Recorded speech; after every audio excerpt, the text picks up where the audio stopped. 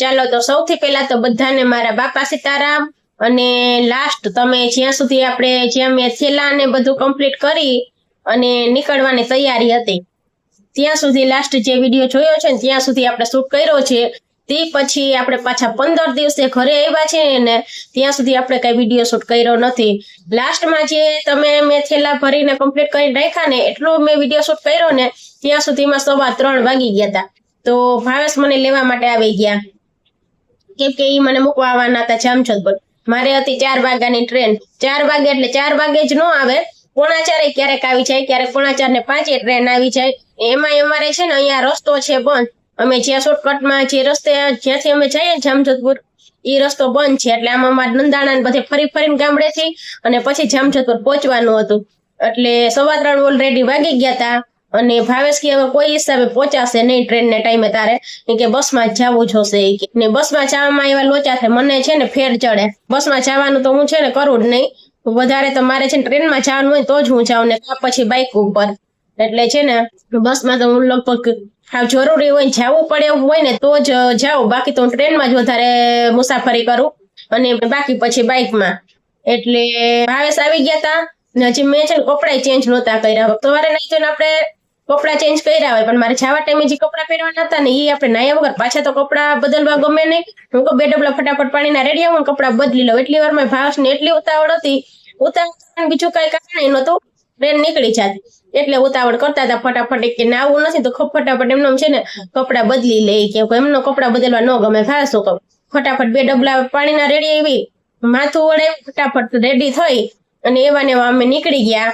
તો વાંધો ન આવ્યો ને પાછો અમને એન્ડ ટાઈમે જ અમે પહોંચી ગયા, બાકી છે ને ટ્રેન ચુકાઈ જાય। તમે ગેટે પહોંચ્યા ત્યાં જ ટ્રેન આવી ગઈ, સીટમાં ગળદી હતી ને ફટાફટ મેં છે ને ટિકિટ કપાવી લીધી, ત્યાં તો ટિકિટ હજી કપાવી નથી લીધી, ત્યાં ટ્રેન આવી ગઈ હતી એટલે ત્યારે પછી આપણે એમાં વિડીયો શૂટ થયો નહીં, ત્યાં જઈને વિડીયો શૂટ થયો નહીં, ફટાફટ મેં ટિકિટ કપી લીધી, ત્યાં સુધીમાં તો ટ્રેન રોકાઈ ગઈ હતી, વાંધો ન આવ્યો।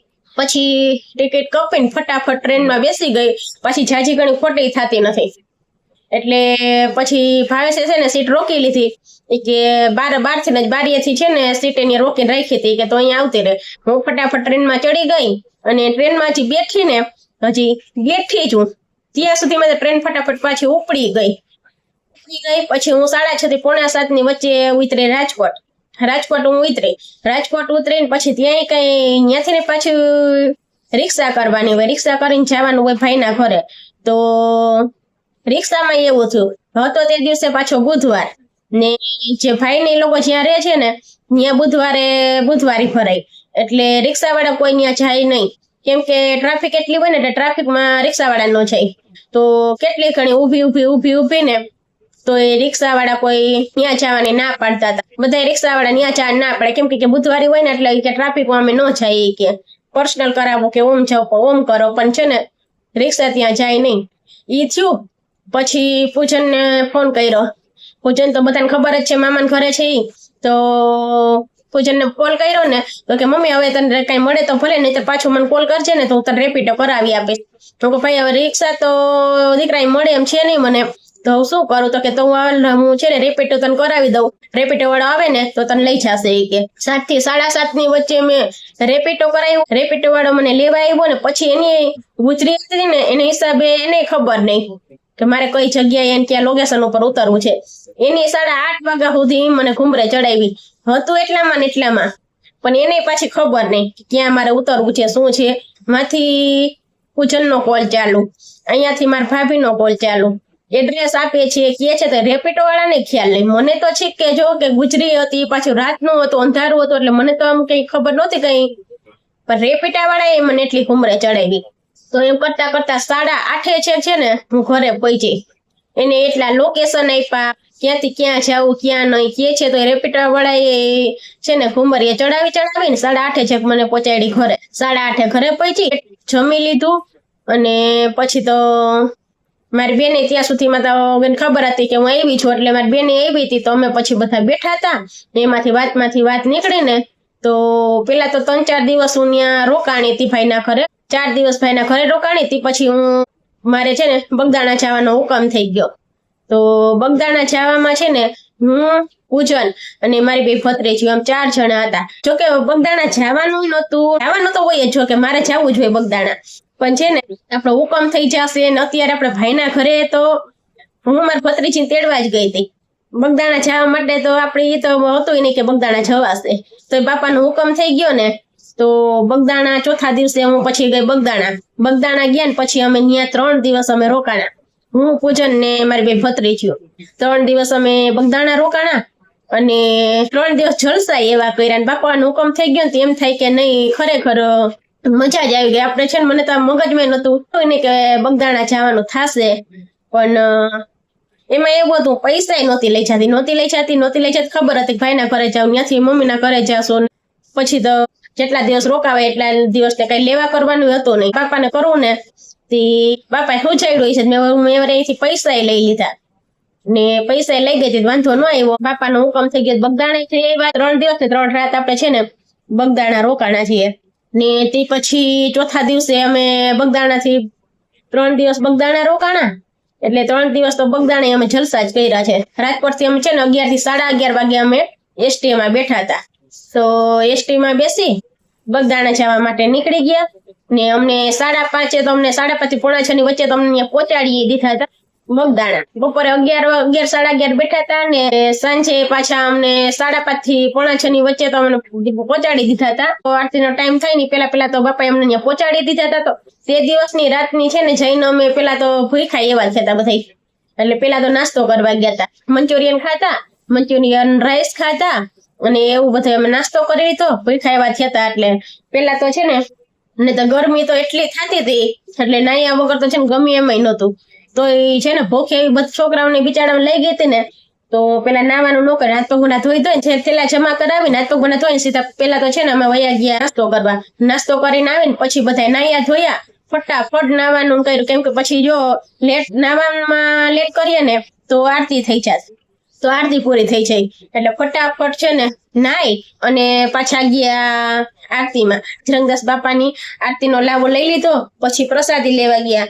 પ્રસાદી લઈ અને પછી તો એને થાક્યા હતા એવા, એટલે સુઈ જ ગયા હતા.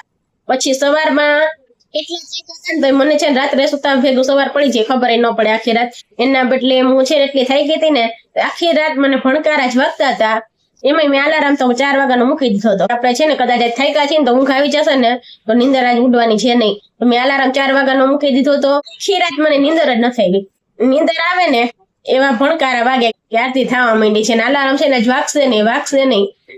અલાર્મ ની રિંગ બંધ થઈ ગઈ છે કે શું હોય છે એમ કરતા 2-2:30 વાગે નીંદર ઉડી, 3:45 ને એમ કરતા છે ને 4:45 છેલ્લે મને નીંદર ઉડી ગઈ ને પછી હલો છે ને અલાર્મ ની વાઈટ નથી જોવી અને ફટાફટ 4:45 જાગી ને પછી ફટાફટ હું નાઈ ધોઈ અને સીધી વહી જતી આરતીમાં. પછી પેલા તો હજી આરતી ને વાર હોય ને એટલે ત્યાં સુધી ને ત્યાં તો 4:30 વાર હોય ત્યાં પહોંચી જતી, નહીં તો રેડી થઈ.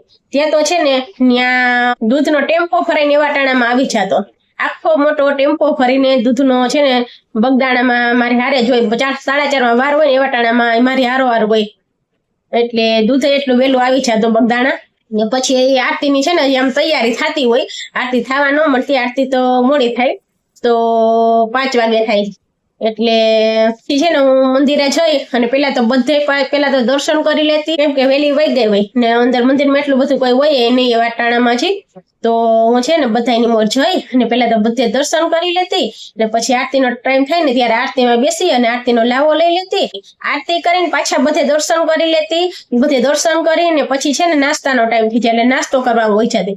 નાસ્તો કરે અને પછી મોબાઈલ ચાર્જિંગમાં મૂકીને હરિભજન કરીએ બેઠા એને ભગવાનનું નામ જેટલા લેવાય એટલા બેઠા હું લેતી. મોબાઈલ ચાર્જ થાય ત્યાં સુધી ભગવાનનું નામ લેવાનું ને એવું આપણે બેઠા કરતા હોય. પૂજન ની જાગે ને પછી પૂજન મને કોલ કરે કે મમ્મી આમ જાગી ગયા છે, તો હું પછી જાઉં ને તો ત્યાં જાવ એટલે 3 બ્રશ કરે ને છોકરીઓ ધોવડાવવાનું ને તૈયાર કરવાનું ને એવું બધું હું કરી દઉં. નહીં તો રેડી તો થઈ ગયા હોય પછી નાસ્તા કરાવી લઈ. નાસ્તો કરી અને હું તો વહેલો જ નાસ્તો કરી લેતી ને પછી છોકરાઓને નાસ્તો કરાવી અને પછી બગડને કાંઠે વહી જાય ને તે ને 11:30 પોણા 12 ત્યાંથી પાછા અમે રિટર્ન થઈએ. અહીંયા આપણે મંદિરે આવીએ કે બાપાની આરતી થાય ને, જે રાજભોગની આરતી કહેવાય ઈ બપોરની, ત્યાં છે ને બપોરની આરતીમાં અમે પાછા પહોંચી જાય. બપોરની આરતી કરી લઈ, આરતી થઈ જાય પછી પ્રસાદી પાછી લઈ લે. પ્રસાદી લઈ અને પછી તડકાના એન્ડ લંબાવી જાય ને પછી 4 4:30 છે ને પેલા નાઈ ધોઈ લઈ. નાઈ ધોઈ પછી પાછા ત્યાંથી બહાર નીકળીએ ને પછી જઈએ નાસ્તો કરવા. નાસ્તો કરવામાં તો છે ને આટલા દિવસ અમે 3 દિવસ રોકાણા ને એમાં અમે મંચુરિયન અને મંચુરિયન રાઈસ આ 2 વસ્તુ ખાધી છે. ને પછી નાસ્તો કરી અને પછી બગડને કાંઠે વહી જાય. પછી છોકરાઓને શું અમે અહીંયા બગડને કાંઠે જ મજા આવતી. ત્યાં બેઠા બેઠા રમી રાખે ને ફોટા પાડે ને એવું કરતા. ને હું પછી વિડિયાનું નહીં કામ કરતી એમાં. પછી એન મોડે સુધી બેઠા રહી. 6:30 પોણા 7 વાગ્યા સુધી બેઠા. બજરંગદાસ બાપાની આરતીનો છે ને 7 વાગે ત્યાં ટાઈમ થઈ છે. 7 વાગે આરતીનો ટાઈમ થઈ જાય ને એટલે અમે પાછા ત્યાંથી નીકળી જાય. બગડ કાંઠેથી રિટર્ન થઈ જાય અહીંયા આપણે મંદિરે આવવા માટે. તો પાછા મંદિરે 7 વાગે આરતી થઈને એ પેલા પહોંચી જાય. આરતીનો ટાઈમ થાય ને એ પેલા તો અમે પહોંચી જ જાય. આરતી પૂરી થઈ ને પછી અમે બેસી જાય આરતીમાં. અને લગભગ છે ને સવારની, બપોરની અને સાંજની 3 આરતીના છે ને લાઈવ વિડીયો અમે મૂકેલા છે. કોઈ ન જોયા હોય ને તો એ જઈને જોઈ આવજો. એટલે લગભગ છે ને 3 આરતીના વિડીયો અમે લાઈવ મૂકેલા છે. આરતી થઈ જાય પછી બધે પાછા દર્શન કરી લઈએ અને પછી પાછા અમે પ્રસાદી લેવા જઈએ. સાંજની પ્રસાદી લઈ ને પછી તો 9 સુઈ જ જતા. કેમ કે પેલું જાગવાનું હોય ને અમે છે ને છોકરા સુતાય ન હોય, રમીને છે ને થાકતા ને તો સુઈ જ જતા. પ્રસાદી લઈ 9 અને સુઈ જ જતા. એટલે છે ને 3 દિવસ અમે આ રીતે કર્યું છે. 3 દિવસ રોકાણા પણ 3 દિવસ અમે છે ને આરતીનો લાવો લીધો છે. છેલ્લે આવવા ટાઈમે અમારે એવું જ થયું. 1:45 બસ હતી ને 6:15 વાગ્યાની બસ હતી. પૂછે કે મમ્મી કે વેલું નીકળવું ને કે વેલા નીકળી જાય તો તડકાને વેલા પહોંચી જાય.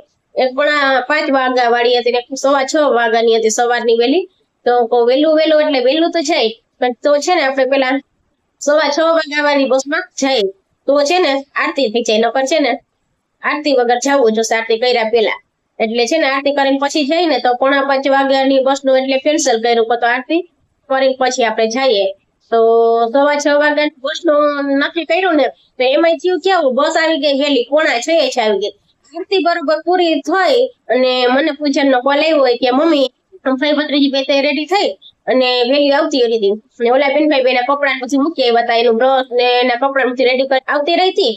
પછી રેડી કરીને અમે અહીંયા મંદિરે આવતા રહ્યા હતા. બેનભાઈ બેન કઈ આવ્યા તમે નાઈ ધોઈ રેડી થઈ ને છેલ્લા આમ લઈ આવ્યા હતા ને બાકી લેવાના હતા ને 1-2 રાખ્યા હતા એના ટુકડે ને એવા.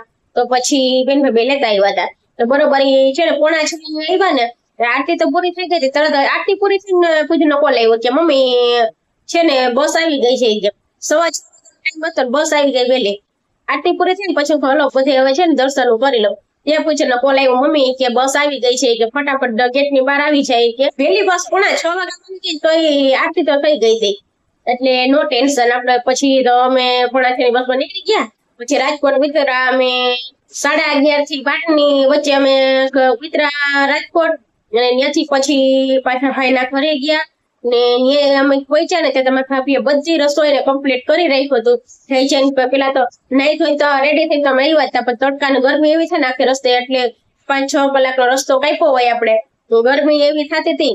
તે આવીને પેલા તો અમે નાઈ ધોઈ લીધું બધાએ ને રસોઈ કમ્પ્લીટ હતી. જમી લીધું ને પછી મારા ભાભી કે છે ને તમારે કઈ કરવું નથી, તમે બધા સુઈ જાઓ, થાક્યા છો. કઈ થાક્યા નથી, ઠાકોડાની કે કઈ ખબર નથી, થાક્યા નથી કઈ અમે.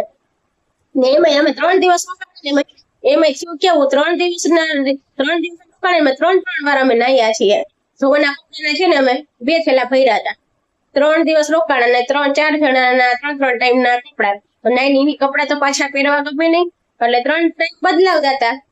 ને પછી ધોવાના કપડાના 2 થેલા ભર્યા હતા. તો જમી કરી અને મારા ભાભી અમને સુડાવી દીધા ને કપડાની છે ને કે હું બધી ધોઈ નાખું. 2 થેલા કપડાના ભર્યા હતા ને બધા એને કપડા ધોયા, સુકવા, આડા નવડા કરીને બધા સુકવી સ્નાન ન થઈ ને ને બધા સુકવીને આડા નવડા સુકવી કરી અને પાછા અમારા થેલા એને ભરી દીધા.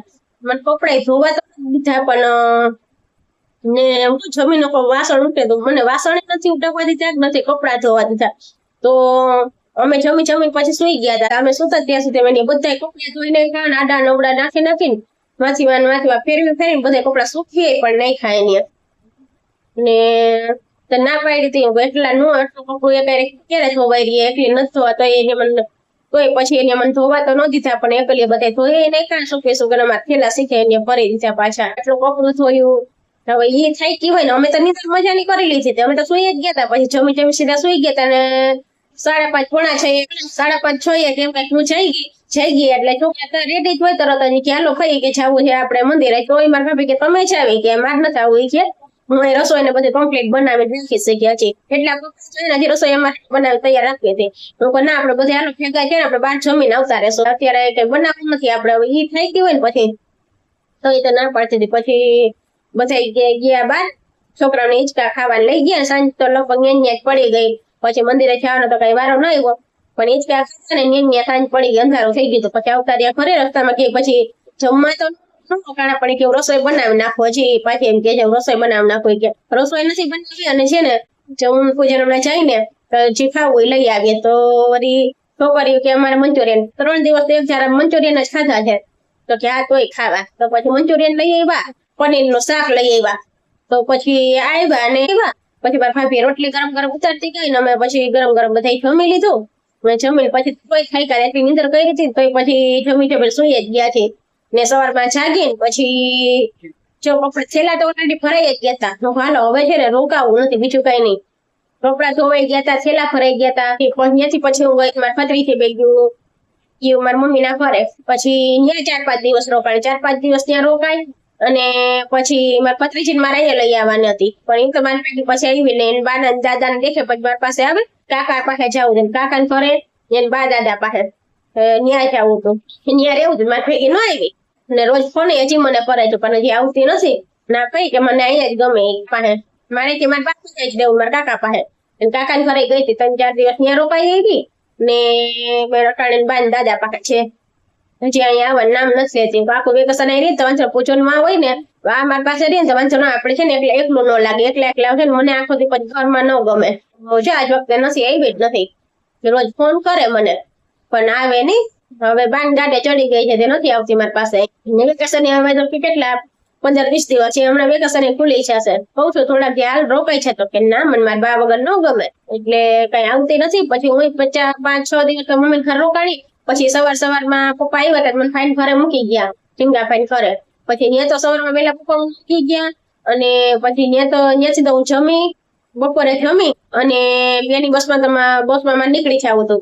તો ફાઈન તો તું મને મૂકી છે ને તો બેની બસમાં બેસાડી છે તો હું પછી હવે છે ને ઘર ભેગે થઈ જાઉં તો ભાઈ કે રોકાઈ જાવ તો રોકાવું નથી તો તું છે ને મને મૂકી જ છે પછી ભાઈ મને બસમાં બેસાડી ગયો અને તે દિવસે થયું એવું તેને એકદમ લેટ થઈ ગયું તો બસે નહોતી આવી 2 વાગ્યાની બસનો ટાઈમ હતો 8 વાગ્યા ને તો બસ આવી નહીં ને ભાઈ થી હવે છે કોઈ કે કાલ વૈચા છે કે રોકાઈ જાય કે કાલ વૈચા છે નારે ના કાલે તને હેરાન કરવું દેડવા આવે મૂકવા આવે ને એવું કરવું તો કઈ એ કઈ નથી કરતો મને જુનાગઢ વાળી બેસાડते ને ભાઈ તો હાલ ને હું ત્યાંથી વૈચા એવું ત્યાંથી વૈચા ટ્રેનમાં તો જુનાગઢ વાળી બસમાં બેસી ગઈ અને ત્યાંથી ને છે ને ત્યાંથી બસ સ્ટેન્ડ ની સામે આપણે જામશેદ પર ટ્રાવેલ્સ ઉભે તો નકર ટ્રેનમાં આવવાનું હતું 4 ની ટ્રેનમાં 4 વાગે છે તો હું ત્યાં પહોંચી જઈશ જુનાગઢ ને તો ટ્રેનમાં બેસી જઈશ તો જામશેદ ઉતરી જઈશ તો પછી ત્યાં બસ સ્ટેન્ડ ઉતારી ને તો બસ સ્ટેન્ડ ની સામે ત્યાં ટ્રાવેલ્સ ભરાઈ જામશેદ પર ની ભરાતી તે ઉપાડવાની તૈયારી થતી ત્યાં હું પહોંચી ગઈ